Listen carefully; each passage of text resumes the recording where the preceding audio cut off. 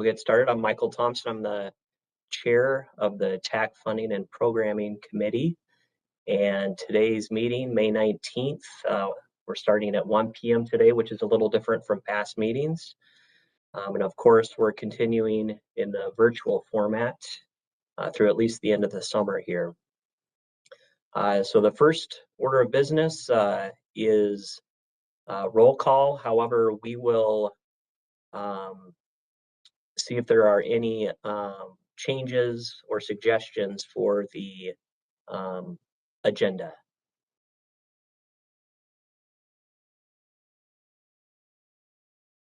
All right, hearing none, we will move on to the approval of the April 21st regular minutes, and we'll need a motion and a second on this, and then as we vote, Joe will also note if you are present or absent. So are there any questions or comments or discussion on the minutes from April 21st?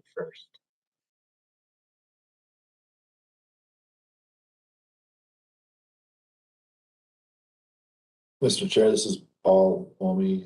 Move approval of the minutes. All right, thank you. Paul moves. Do we have a second? This is Jason from Hennepin County. I second. All right, thanks, Jason. So we have a motion and a second.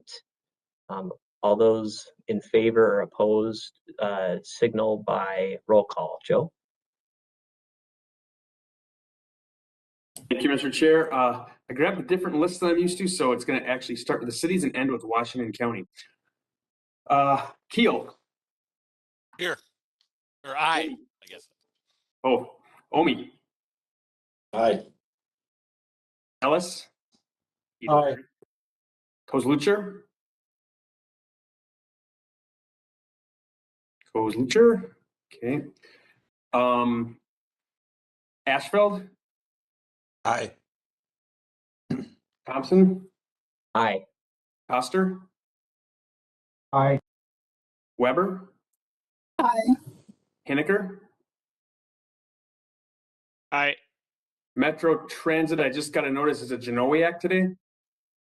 Genowiak, yep, aye. So for those who don't know, I was just informed that Scott Genowiak will be their member and Anna Flintoff will be the alternate. Kotsukos? Aye. McCartney?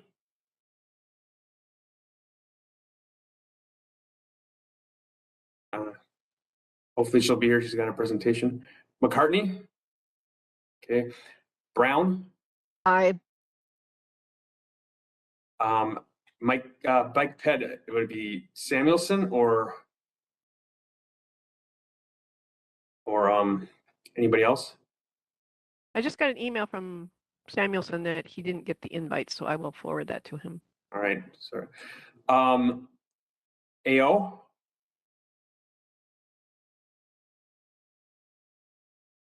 Innocent? Spooner Mueller? Aye.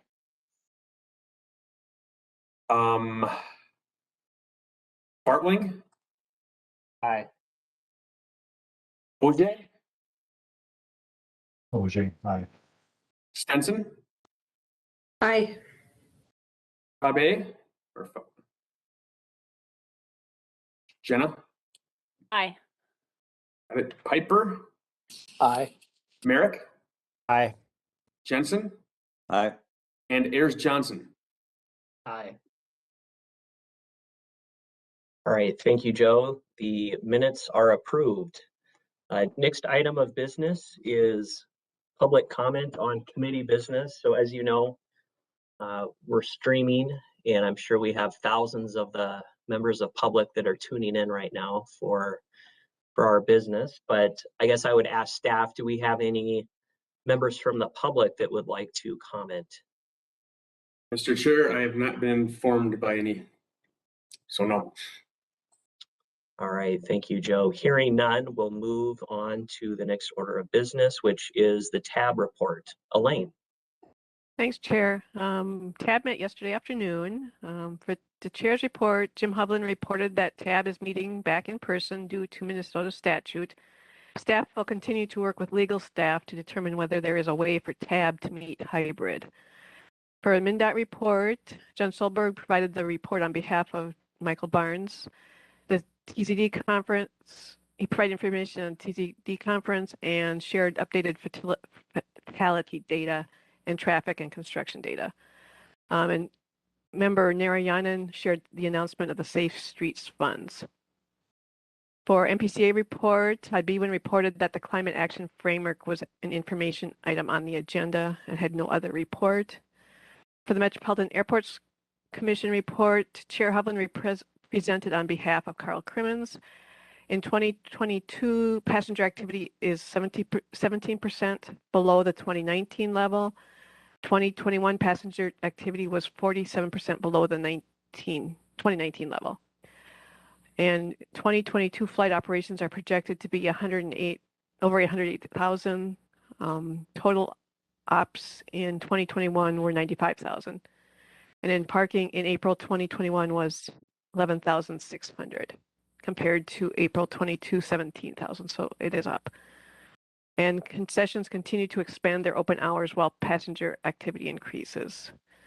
For the Metropolitan Council report, Deb Barber reported on the North Star Commuter Rail study, an update on Metro mobility and transit ridership. Metro Transit has provided a zero emissions bus plan to the legislature. The Orange Line is off to a good start, and the council is continuing to monitor COVID cases. The Suburban Transit Authority alternate, Kevin Burkhart, reported on ridership data. Member Lindeke asked if STA had pre-pandemic ridership numbers, and right now Burkhart said that VTA is at 25 to 30% range of pre-pandemic levels and would like to get back to 60%. And for the TAC report, Solberg reported on items on the consent agenda and shared grant award information and project updates. For business items, there were several combined streamlined TIP amendments. There was a streamlined TIP amendment for 4 new projects that were added to the TIP. This was approved. There were 3 cost increases for projects which were combined as a streamlined TIP amendment, and then 1 for 3 termini changes. They approved this St. Paul Vento Elementary Safe Routes to School scope change. There was discussion on when projects would keep the funding, which both Funding and Programming and TAC approved, because the project scope was fully being completed by VNR. TAB does want continued discussion on setting up some parameters for when the project sponsor keeps the funds. At this point, it's not included in the scope change policy, and TAB would like their executive committee plus the TAC executive committee to begin discussion on whether something should be included in the scope change policy to limit the parameters. They did not want to set a precedent of always giving money back. At this point, we've only given money back or let them keep the funding when the full scope is completed with other funding sources. They also approved, accepted the public comments and record adoption of the TIP amendment for the I-94 eastbound lanes. There was discussion on this, and there were 7 TAB members that did vote against it, and this did pass. There is concern with climate action and expanding lanes of travel. And then they also released the TIP for the 2023 to 2026 TIP for public comment.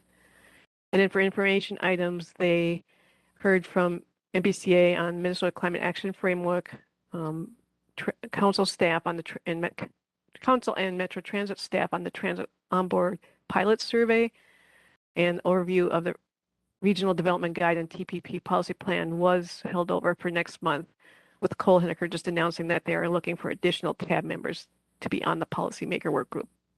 And that's all I have. All right, thank you, Elaine. Any questions for Elaine?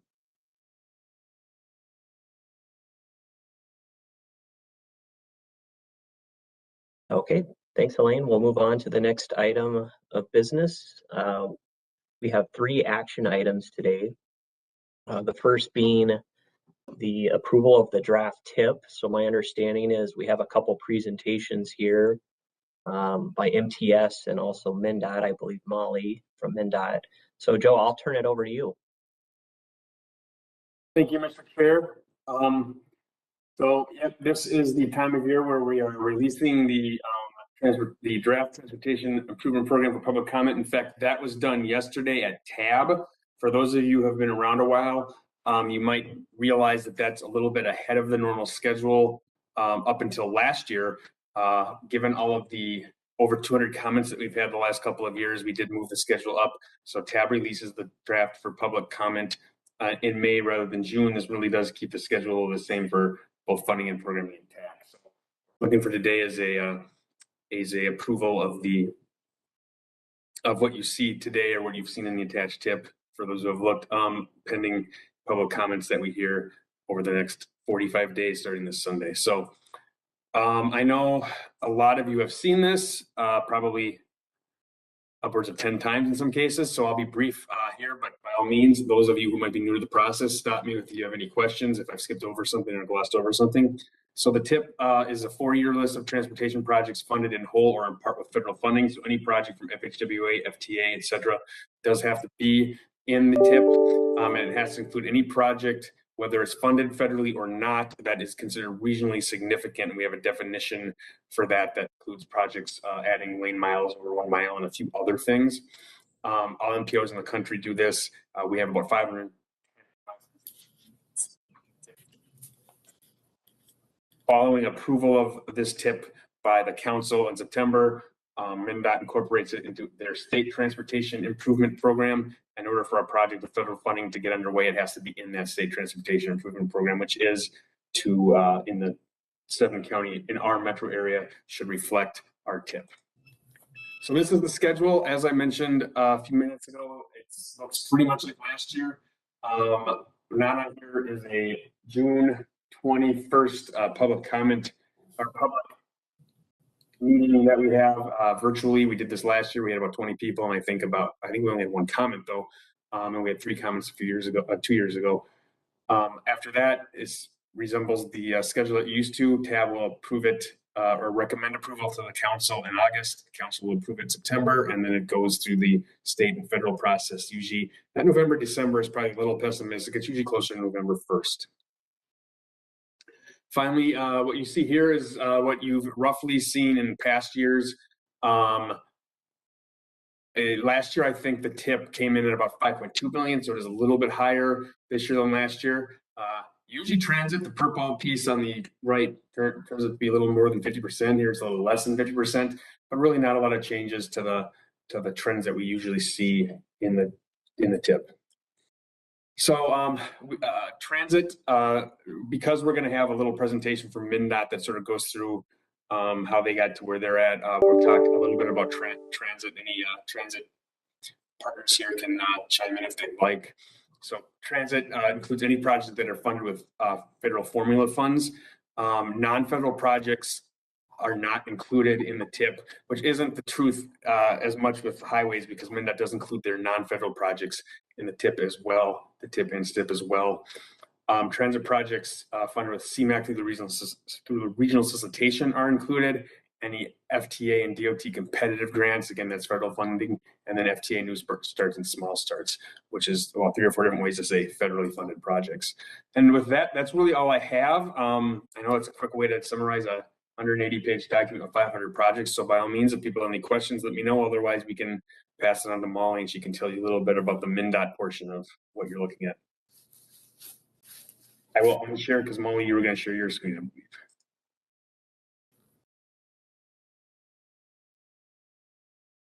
If I can. Yeah, I'll pull it up. Thanks, Joe. You guys let me know when you can see a PowerPoint presentation. See it. Thumbs up. All right. Okay. Hi, everyone. Chair and members of Funding and Programming. So I'm Molly McCartney. I'm on the committee, and I am in the Metro District, and I'm in the Planning and Programming Unit. My group manages, creates, and maintains the Area Transportation Improvement Program. Area is what we call the district's portion of this step. And in Metro, we are lucky that our boundaries are almost identical to our MPO's boundaries, the 7-county Metropolitan Council area plus Chisago County. That's our little different outlier. That makes just our work efficient and helpful. Again, here's our district. I'm going to talk a little bit about how we get to how we move from policy to planning to programming. I'm only going to talk about the step or the tip and not the chip today. So at MnDOT, we have what's called a family of plans, and it originates with our 50-year vision. And then that informs our statewide multimodal transportation plan. And by Minnesota state law, we have to update that every 5 years. Currently going through that, some of you who are on TAC planning or other avenues like CIC have heard presentations from MnDOT staff in the Office of Transportation Systems Management who are updating that. From the SMTP, that informs other modal and system plans. There are some on this list, like the PED plan and bike plan that you may have been familiar with. And one I work with a lot is the State Highway Investment Plan, or we call it MnSHIP for short. And I'm going to talk a little bit more about that. Here's another graphic that just shows how we move from, again, those high-level plans into construction. So programming, we're mostly concerned with the direction and guidance in the MnSHIP plan.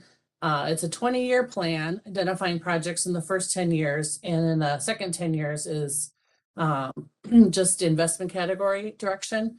Right now, we'll be starting engagement on the MnSHIP process too. Again, that's has another required 5-year update cycle per Minnesota law. And every year we compile a new list of projects for the STIP and CHIP. The projects in the CHIP are not scoped, so they're more like project needs, mainly focusing on bridge and pavement projects, and some of the other funds sit in what we call set-asides, which are just placeholders. So we do that annually. I've been coming working with our Metropolitan Planning Organization, the Met Council. Other districts do that with their MPOs too. So again, we scope projects in year 5. Putting projects into the STIP requires a scope and a budget or a cost estimate. And so that's what typically project managers at the districts are working on that year prior to entrance into the STIP.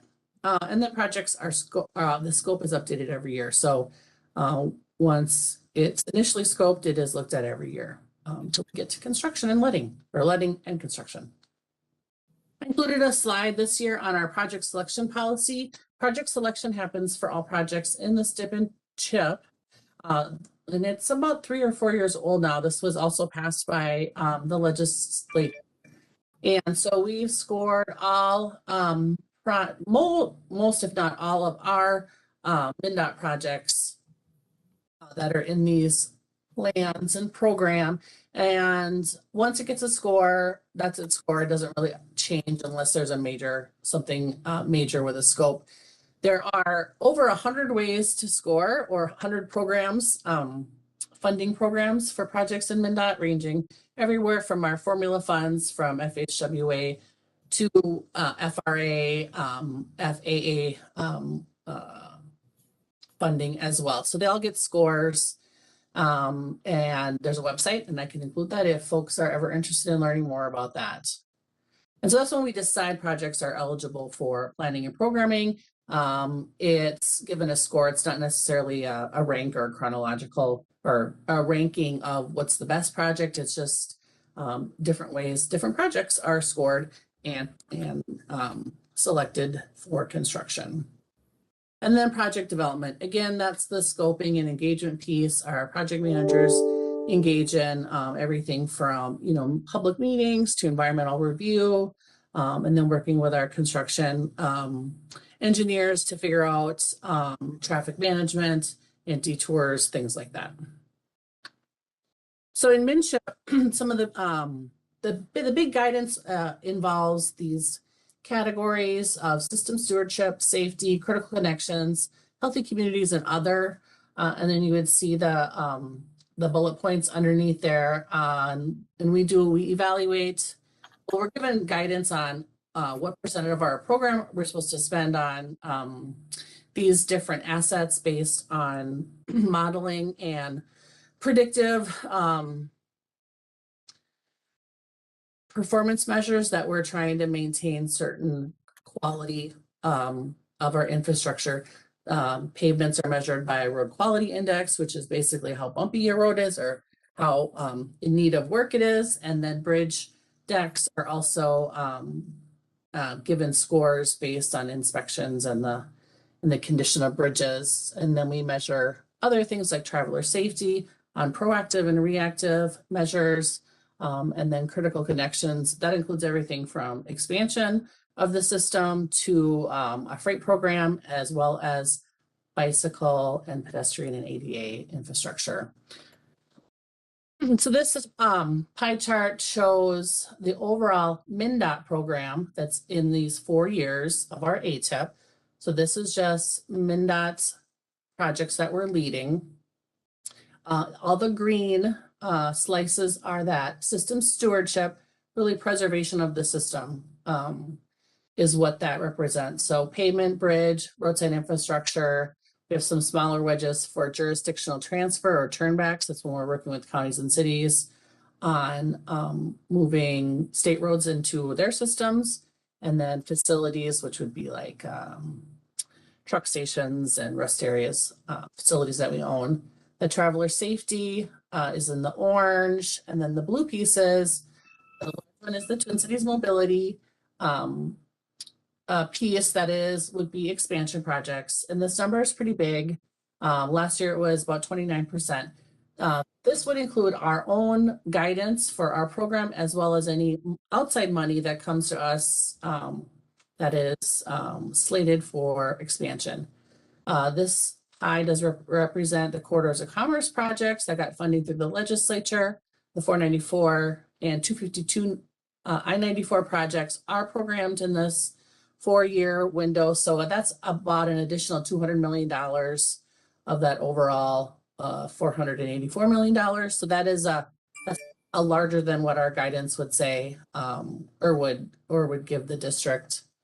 Ped and bike, again, they're smaller pieces, but when you look at the actual investment dollars, which I have included on that legend on the side, bike infrastructure over 4 years, about $17 million investment, and pedestrian infrastructure over $60 million, which we do spend more money, have more guidance and more need to be spending money on pedestrian infrastructure, which would be like sidewalks, curb ramps, APS systems, as we're trying to meet our ADA requirements of ADA compliance by the year 2037.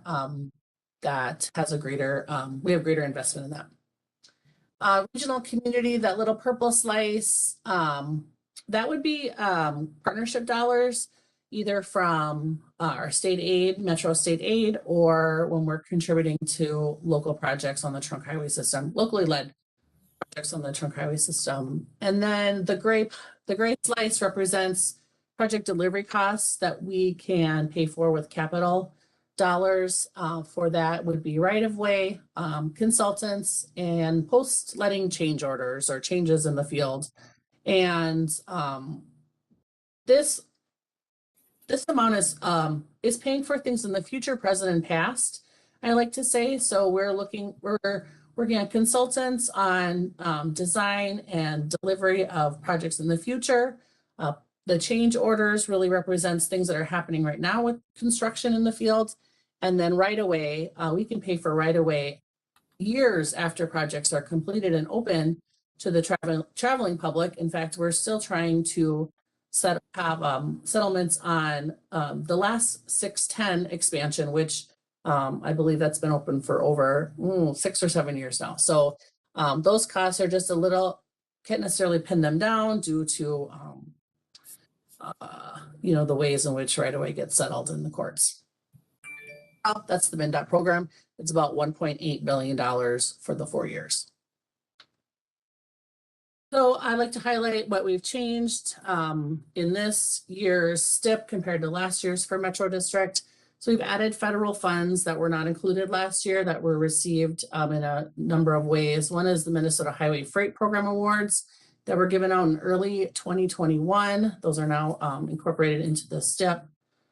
We received federal infra and raise grants for MnDOT projects on that 494 Corridors of Commerce, as well as a project on the east side of St. Paul, a raise grant that is programmed.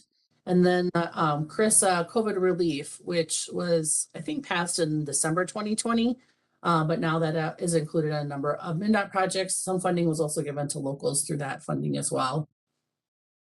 And then just to point out, the Corridors of Commerce projects are programmed in a couple different ways. The 494 project is going to be let in fiscal 23, and so it had been programmed with just very general description and just the money, just the bonds that were awarded to it. But this year we have fully programmed it. Then it has received additional funding from the freight program by way of the city of Bloomington. The infra grant that was awarded was a $60 million grant, and then district funds that were planned for that project, but not programmed with it yet. And then the other Corridors of Commerce project is programmed in 26 right now. And there's associated local funding that's received through the region from Brooklyn Park, Brooklyn Center, and Hennepin County. They're all, they're not tied together, but they're associated in the document. And we know that it's going through the environmental impact statement work. And so it's a very general description. It's not specifying real clear what the improvements are, because that's something that has to be determined through that environmental process. And then I just have a few slides of highlights. These would be major projects over $15 million that have likely big traffic impacts this season. You probably run into some traffic construction problems already, but we'll be wrapping up a couple of multi-year projects, including the 3rd Avenue Bridge and the large stormwater storage facility on 35W in South Minneapolis. Hiawatha Avenue has a project that I'll be starting later this month from downtown to the crosstown.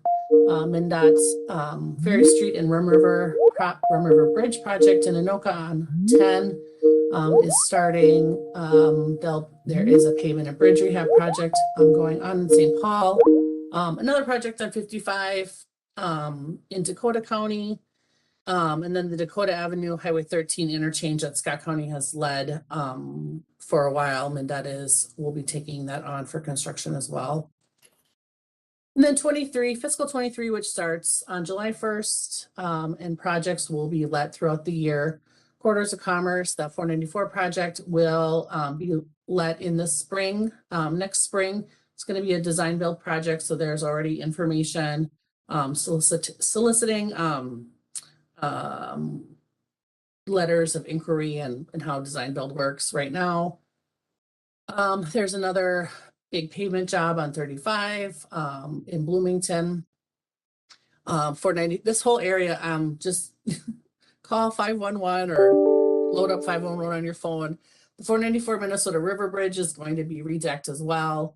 That'll be let in the winter. And the 94 job on the east side, another large project that Elaine talked about, getting a tip amendment from Century out to the St. Croix River. That was adding freight dollars to do a lane add on that project. And then another big pavement project in Dakota County on 52.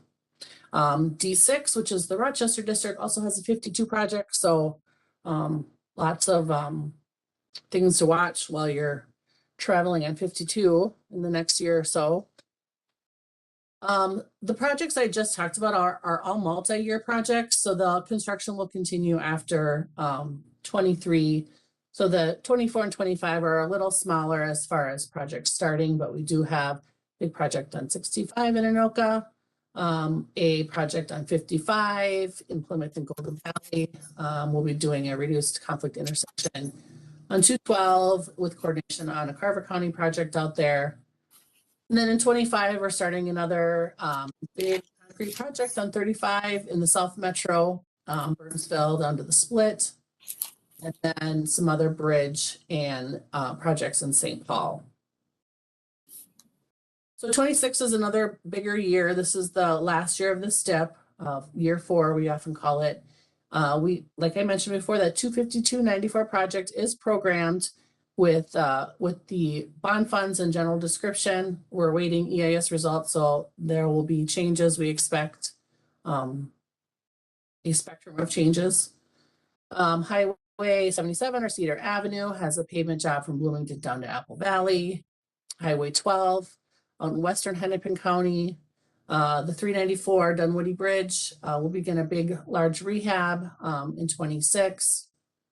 There's a lot of bridge structures involved in that bridge and project. And then we have a bridge and pavement project on 280 from 94 up to 35W as well, closely in coordination with what's going on with the rethinking program as well. And then just our issues and risks that we see. We're expecting to add new revenue.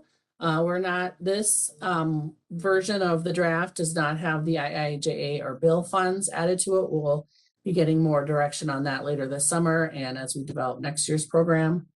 Earmarks and grants, federal earmarks have made a return. And we are in contact with our government affairs folks often when folks have questions or want to review what's coming up. The IIJA added, I think there's 18 grant programs in IIJA compared to maybe 8 or 9 in the last Surface Transportation Act. So expecting that will affect the program. And then the legislative session, the regular session, should end on Monday. And we're expecting a transportation package out of that as well. Anything added would go through the regular TIP amendment process if we're adding things before next round. And then, like I mentioned, MnSHIP is being updated. It will impact projects in 2027 and beyond. And we'll start to see some engagement again from MnDOT starting this summer. Will come through funding and programming and TAB and TAC as well. Well, that's really what I have. I'm happy to answer questions about how we build the program or anything specific about projects. All right, thank you, Molly, for that comprehensive overview.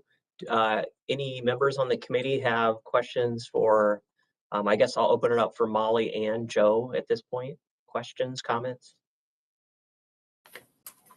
Mr. Chair, this is Carl, I have a question for Molly. I'm just wondering on the new federal authorization, do we have matches secured for that? That's a good question, Carl, Chair and members. So the increase in federal funds, formula funds, which is our regular funds we get, we do have an increase of about 20% overall, but still requires the same 80-20 or 90-10 split. And that's something we'll hope to see out of the legislature is matching funds for the new federal dollar. So we don't have that right away. That's probably one of the reasons why we're not getting guidance on how to program it. It might change. It might change some of the splits we have on projects as we work with finance and OTSM on how to make that work. So if I was doing this presentation next Thursday, I might have something different to say, Carl. Thank you. I thought maybe you'd have some inside info, but I don't have anything good. Thank you. All right, any other questions or comments?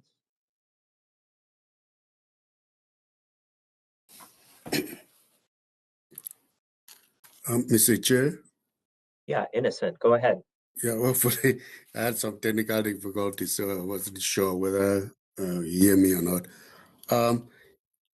Joe did the presentation on the tape, and we have the draft tape now, and we are evaluating it, and I should have the conformity letter for Met Council to be included as part of the public notice or part of the TIP process on or before May 27th.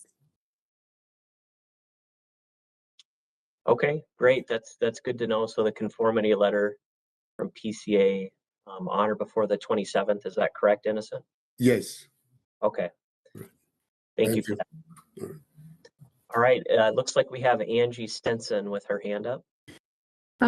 Yes, thank you, Mr. Chair. I have a question about if we would like to request a description change. I've noticed that one of our projects, it's referring to the intersection location only instead of the full segment. So is that something we should direct to Molly, to you, or how, what's the process for that? So Angie, my understanding is in the 100+ page attachment, it's a description that you think should be maybe updated to better reflect the project in the TIP. Is that correct? Correct. All right, Molly. Thanks, Chair and Angie and members. So if there's a correction you want to make, and Joe, maybe this is a joint answer, but I think you should submit something formal through the public comment process. Is that correct, Joe? Ideally, that would be correct. If you send me an email, we'll deal with it. But I guess it looks a little better if it's an official comment. It makes it a little more transparent if we make a change. Okay. And then I would say just touch base with like Colleen Brown and I, maybe Angie, on what that is, and we'll just make sure, that's the stuff we normally do. But I think if we're in this comment period, we should ask you to do that formally. Okay, thanks. All right, any other questions or comments?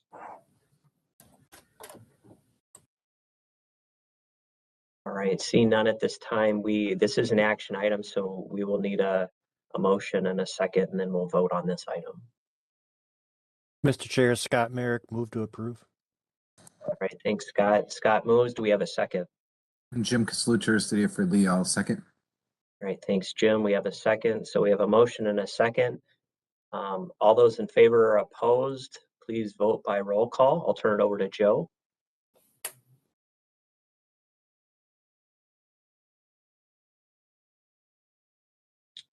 Joe, are you there? Yes, I just said a whole bunch of stuff muted.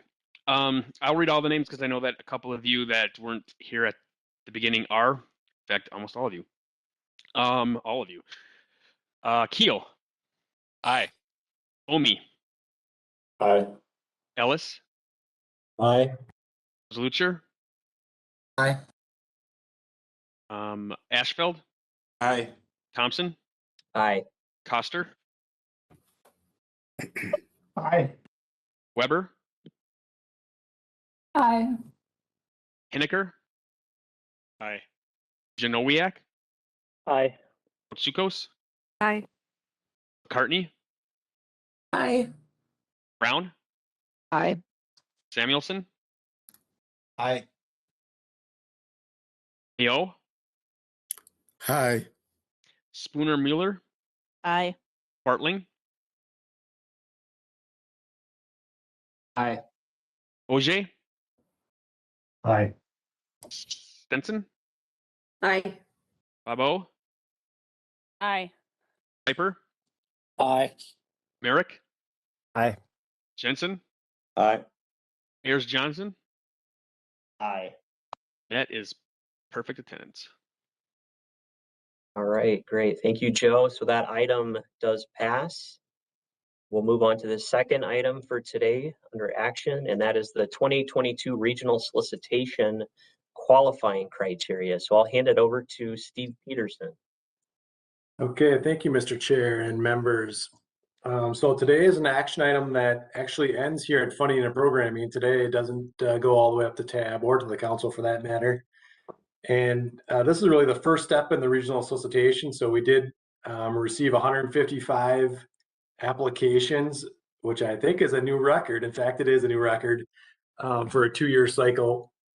And again, the first step here is qualification. So we look at the qualifying requirements for each of the application types at the staff level, and then bring those back to you, and then do give an opportunity for applicants if they may be disqualified to make the case to this body here. So included with the action transmittal, we do have a number of tables that kind of go through each of the application types and the amount requested. And you know, we'll have 200 plus $1 million available to give out, but as you see, the requests are 600 million, so we're going to be somewhere north of a third of the requests being funded, given the high demand here. But maybe the most striking changes in the number of applications came in roadway reconstruction modernization, where we now have 31 applications, and multi-use trails and bicycle facilities was another big one, 49 applications. So that's really where the bulk of the increase came from. So anyway, it's kind of interesting to look through by what the applications are by category and the requests there. Joe Barbeau also sent out a map here in the last 24 hours via email to this group and others to show the location of all the projects. And now he's opened up his Outlook email. And so that'll be used now, you know, for the scoring. But then also as we start getting into funding scenarios, we had to kind of have detailed maps available. So as we develop funding scenarios this fall, we can show the geographic balance of those investments to yourself and the rest of the committee. So after this, again, we will start the scoring process. That scoring is we're going to hope to have that scoring of the applications done by July 1. And then at the July Funding and Programming Committee meeting, we will have draft scores and rankings available to you. Then applicants will have 1 month, and at the August meeting, we will finalize those scores, but they'll have a chance to if they think something was done wrong with the scoring, they can appeal their score, I guess is the word I'm looking for there. So back to the action at hand here. The recommended motion that the TAC Funding and Programming Committee approve all submitted regional solicitation applications. And there was a conditional approval for the Highway 252 one, which we think we have resolved, so we wouldn't need that second stanza in the sentence. So we were just going to ask to approve all the 155 applications. So with 252, what happened there was, as many people know, that's a project that is in the middle of an environmental impact statement, or EIS. And so we did reach out to our partners at FHWA, because a lot of times they don't want to fund projects in the middle of, especially as detailed a process as an EIS, because it precludes what the solution could be in the preferred alternative. So on 252, we actually have we have 4 projects that we funded over the years in the regional solicitation on Highway 252, and this would be the 5th one if funded. But we're at this point just asking that we don't disqualify it. The solution that we came up with for FHWA, so it wouldn't preclude kind of other potential solutions in the EIS, was we would score the application. And again, this is a pedestrian bridge over Highway 252. So we would score the application, and if it was awarded funding at the end of this process, which we don't know yet, then we would hold that project out of the TIP. And the TIP, again, is the real kind of ultimate funding decision. So TAB and the council approve and concur on the actual projects. But when that project hits the TIP, that's really the official point that the project's been selected and programmed. So we would hold back, if funded, that particular project out of the TIP until the EIS process concluded, at which point we would either amend the TIP, we would ask the project sponsor, the city of Brooklyn Park, to do a scope change if something would change, or third, we would ask them to return the funding to the region. So this, I think, is a good solution, so we don't have to disqualify anyone and still hold true to that EIS process. So Mr. Chair, I will turn it back to you at this time if people have questions. And again, looking to prove that all the 155 applications are qualified to be scored. Thank you. All right, thank you, Steve. All right, so I think that was a really good summary of kind of where we're at and getting everybody through the process with that conditional approval of the PED bridge as part of the 252 project. So any questions or comments for Steve on this? Mr. Chair, this is Carl. So Steve, is it, I tend to remember that we oftentimes have a handful of projects that are fighting to meet qualifications. Is this seems odd that we're so clean? Yeah, thank you, Mr. Chair and members. So, yeah, the one difference is, if we look 2 years ago, there were a number of applicants who still needed to turn in outstanding attachments, whether it's letters of support from this agency or that, or crash data or other things. Some of them were qualified, some of them weren't, but I would say incomplete applications. But I think we asked people early enough, Elaine did, to get most of those items back to us, or they weren't qualifying in nature. So yeah, this is perhaps cleaner than it has been in the past, and so I guess that's a credit to all the applicants. All right, any other questions?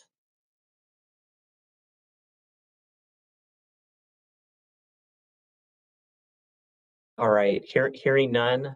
As Steve mentioned, this is kind of an action here at our committee and kind of lives with us and dies with us here. So we'll need action on this. We'll need a motion in a second, and then we can vote on that.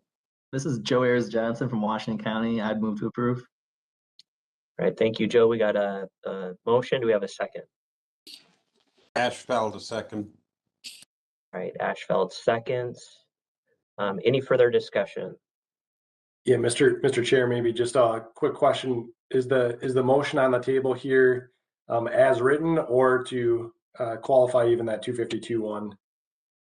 Just want to clarify that so we got that for the record here. Yeah, my understanding is it's the motion is recommended, but Joe, I'll let you confirm that. Yes, as recommended, approving all submitted regional solicitation applications. Right, with the contingency that the 252 would qualify for the FHWA review. Correct, yeah. Yeah, okay. Steve, is that clear for you? Sure. Okay. Hey, if you don't like the motion, Steve, you're the one who recommended it, all right? All right, so we have a motion and a second. We will go ahead and vote via roll call, so I will turn it over to Joe. Keel. Aye. Omi. Aye. Ellis. Aye. Lucher. Aye. Ashfeld. Aye. Thompson. Aye. Coster. Coster. Aye. Weber. Aye. Hineker. Aye. Janowiak. Aye. Kotsukos. Aye. McCartney. Aye. Brown. Aye. Samuelson. Aye. Ao. Hi. Spooner Miller. Aye. Bartling. Aye. Oje. Aye. Stenson. Aye. Barbeau. Aye. Piper. Aye. Merrick. Aye. Jensen. Aye. And Ayers Johnson. Aye.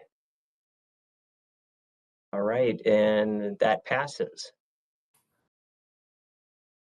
Next item on the agenda seems pretty straightforward. It's the program year extension, the Hennepin County University Avenue project. So Joe, I'll turn it over to you. Thank you, Mr. Chair. So what you see here in front of you, at least I think that's what I'm sharing, is the action for the Hennepin County University Avenue and 4th Street Bikeway program year extension. So this is a latecomer, and what Hennepin County is asking for is their 2018 regional solicitation awarded project to improve bicycling access and safety on University Avenue and 4th Street be moved from fiscal year 2022 to 2023. This request is made because the project interacts with 6 potential E-line arterial bus rapid transit stations, and that line cannot be granted federal authorization, or this project cannot be granted federal authorization until documentation is created for the E-line. So MnDOT District, Metro District State Aid, and Colleen can talk more about this if people want more details, but they are able to take this 2022 money and provide it to other projects that can accept earlier advanced construction reimbursement. Therefore, there's not really an impact to the program as a whole. In terms of the policy, the program year policy, we have the checklist of items that we include in everyone. That you need a 7 in order to be recommended. This did score 9, which means that it is essentially ready to go and will be ready to go in the program year in which they've requested. So the only part of the policy that would be in question is the fact that the due date of New Year's Eve has not been met here. And I think that's a hammer we could swing if there wasn't anything we could do with their funding, but because there is, staff would recommend approving the request. And I think with that, I would stand for questions. Merrick, move to approve. Brown second. We have a motion and a second. Any further discussion? All right, hearing none. We'll do a roll call. All right, Keel, Aye. Omi, Aye. Ellis, Aye. Kozlucher, Aye. Ashfeld, Aye. Thompson, Aye. Koster, Aye. Weber, Aye. Hiniker, aye, Janowiak, Aye. Kotsukos, Aye. McCartney, Aye. Brown, Aye. Samuelson, Aye. Yo, Hi. Spooner Mueller, Aye. Bartling, Aye. Ogier, Aye. Stenson, Aye. Barbeau, Aye. Paper, Aye. Merrick, Aye. Jensen, Aye. and Ayers Johnson. Aye. All right, and that motion passes. So that concludes all of our business items today. Next on the agenda is information. So do we have any agency representatives with any informational updates?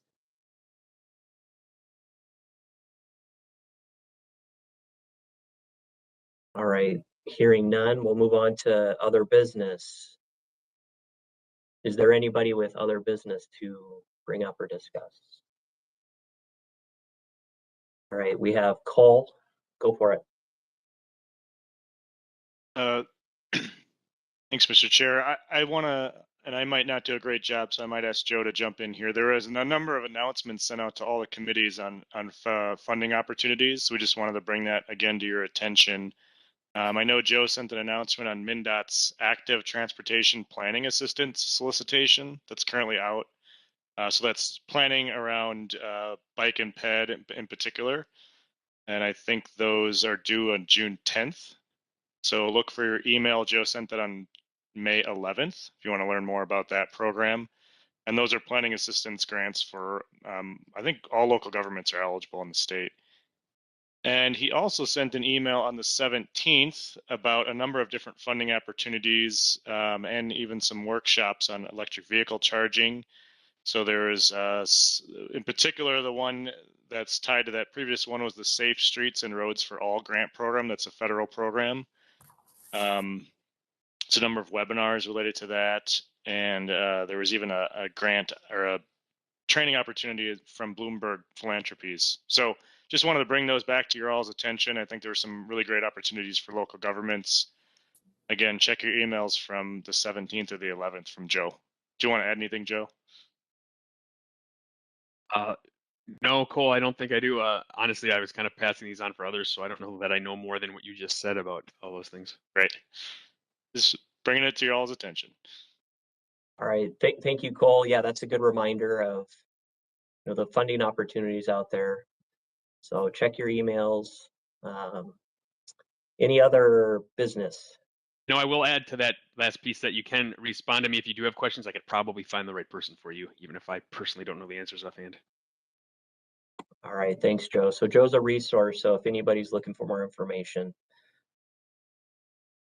All right, seeing no further discussion on this item, we'll move to adjournment. So we will call this meeting adjourned at 1:57. Thank you, everybody. Thank you. Thank you. you. Thank you.